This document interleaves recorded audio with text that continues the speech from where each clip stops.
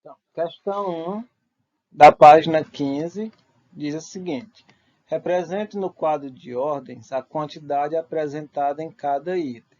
Depois escreva por extenso. Então, só aqui nós já temos três conhecimentos importantes, né? O primeiro é o material dourado, que eu acredito que vocês conheçam da escola. Aqui é uma representação do material dourado, né? O material de verdade é aquele que a gente trabalha na escola, que são essas barrinhas e esses cubinhos. Também tem as placas que representam outras quantidades.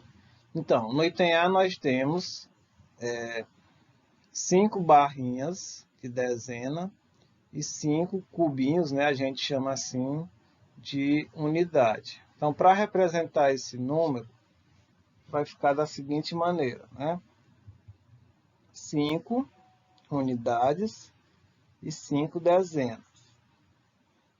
Nesse caso é 55.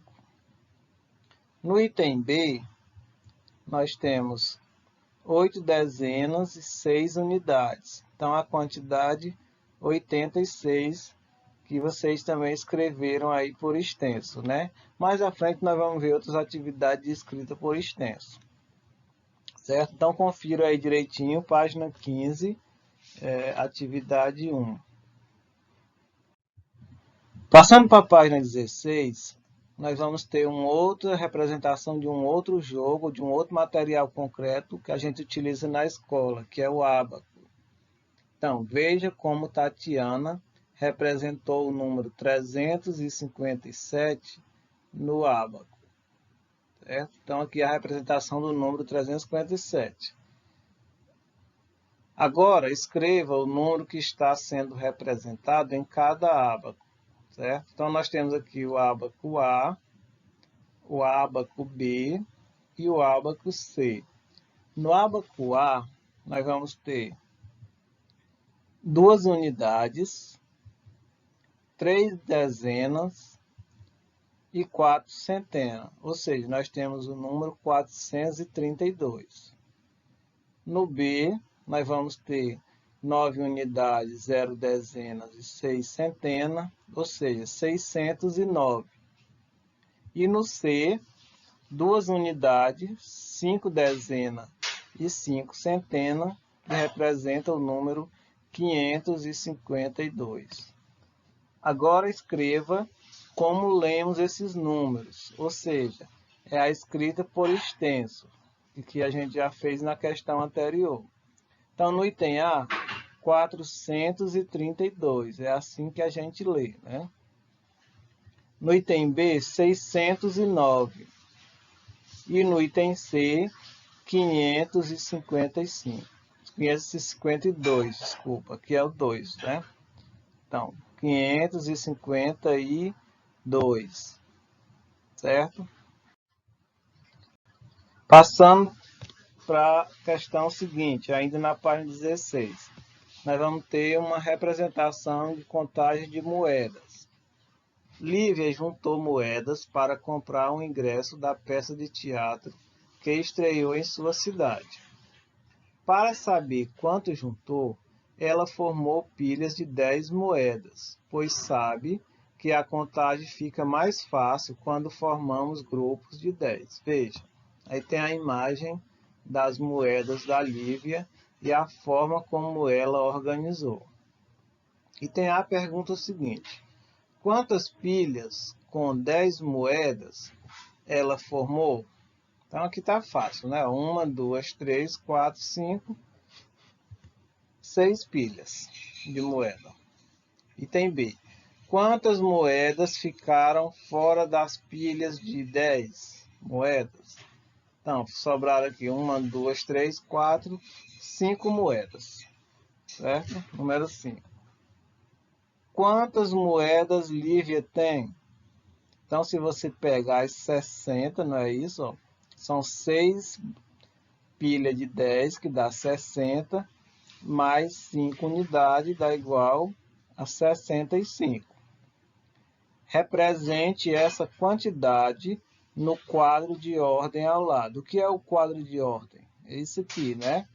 Que tem uma unidade e uma dezena, então ele tem duas ordens. Primeira ordem, que é a unidade, segunda ordem, que é a dezena. Então, como é que a gente representa aqui? O número 5 das unidades e o número 6 da dezena. Então, 65. Agora, escreva esse número por extenso, item E. Então, é assim que se escreve, né? 65. O item F pergunta o seguinte: o ingresso da peça de teatro custa R$60 e todas as moedas que Lívia juntou são de R$1. Ela conseguirá comprar o ingresso com essa quantia? A resposta nesse caso é sim, certo? Por quê? Porque ela tem R$65. Se o ingresso custa 60, ela vai conseguir comprar e ainda vai sobrar R$5. Não é isso? Confira aí direitinho no livro se vocês responderam assim. Passando para a página 17, nós vamos ter a seguinte questão. Questão 4. Theo e Luca estão guardando dinheiro para comprar um jogo novo.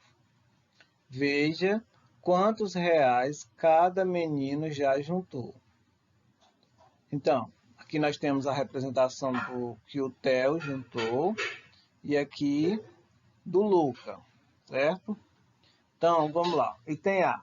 Represente nos quadros de ordem. Eu expliquei para vocês o que é o quadro de ordem, né? Aqui nós temos 1, 2, 3 ordens.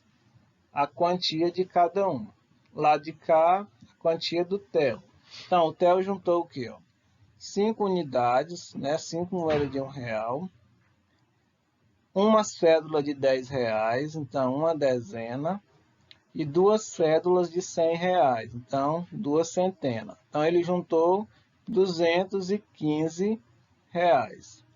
O Luca juntou uma unidade de R$1, né? Uma moedinha de R$1, então é uma unidade. 4 dezenas, né? 4 cédulas de R$10 e uma centena, uma cédula de R$100. Então, R$141 do Luca. Item B pergunta: quantas ordens tem o número que representa a quantia que Luca juntou? Então, ordem são os números aqui, ó. Primeira ordem, segunda ordem, terceira ordem. Então, o número que representa a quantia que Lucas juntou tem 1, 2, 3 ordens, certo? A quinta e última questão diz o seguinte: usando algarismos, escreva os números destacados em cada item a seguir. Aqui nós vamos fazer o inverso das questões anteriores.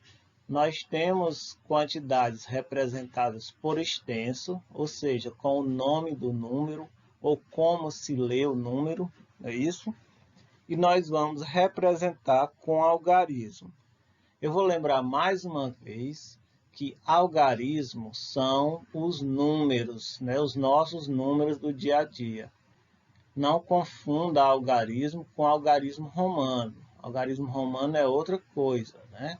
É a forma como os povos romanos representavam os números usando letras. Então, algarismo romano é outra coisa. Aqui nós estamos falando de algarismo, estamos falando dos nossos números, o nosso sistema de numeração decimal que a gente tanto conhece do nosso dia a dia.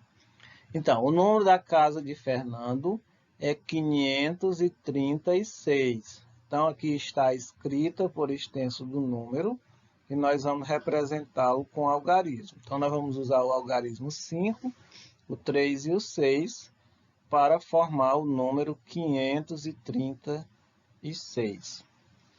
Na escola em que Laura estuda, há 127 alunos. Então, o número aqui é 127 e a gente representa assim. No censo do IBGE realizado em 2010, foram registradas 274 línguas indígenas faladas no Brasil. O número aqui é 274 que a gente representa assim, né? 2, 7, 4, certo? Então, mais uma vez eu reforço, vocês observem o vídeo, assistam mais de uma vez se for necessário, para ir entendendo cada um desses conhecimentos que estão sendo trabalhados aqui, certo? É uma oportunidade de vocês reverem e se apropriarem desses conhecimentos. Bom dia e bons estudos.